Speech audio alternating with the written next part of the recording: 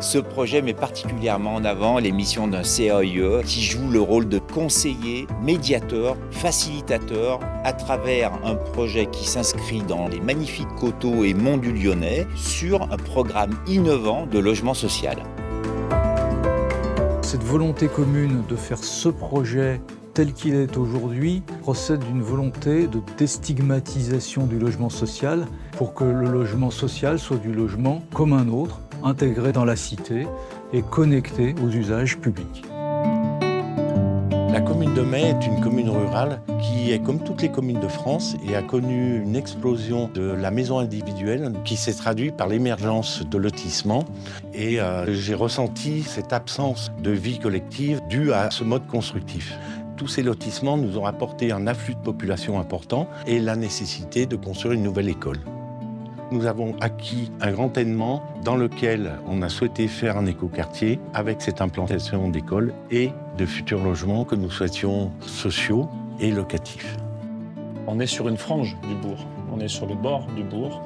Et en même temps, l'objectif, c'est bien de fabriquer une opération qui soit un peu dense, un petit collectif, qui soit dans des typologies adaptées à l'environnement existant et en même temps qui se connecte avec ce bourg. Et en plus, on est entre le cimetière et le bourg. Donc il y a des enjeux urbains de connexion entre le haut et le bas de la commune parce qu'on est dans un site très en pente.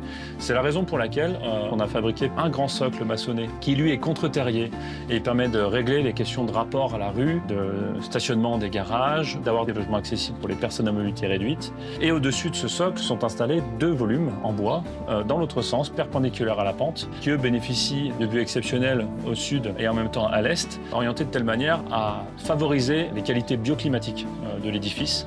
Et au centre de ces 2 plots, il y a un passage public que tout le monde peut emprunter, qui dessert les logements et qui en même temps crée un maillage piéton qui n'existait pas auparavant. C'est un cheminement qui correspond au passage des enfants pour aller à l'école. Et il y a quelque chose qui est quand même assez remarquable, c'est que les gens s'arrêtent et entament des discussions. Il y a des rencontres intergénérationnelles et c'est vraiment ce que l'on souhaitait. Ce sont des rencontres qui se font naturellement et qui permettent aussi aux nouveaux arrivants d'être très bien intégrés dans la population. On a des cuves de rétention d'eau en sous-sol qui sont enterrées, qui servent à la réutilisation de cette eau pluviale pour les sanitaires des logements, mais aussi pour l'utilisation de l'arrosage pour les jardins partagés, qui sont l'opération qui va avec, commandée par la commune.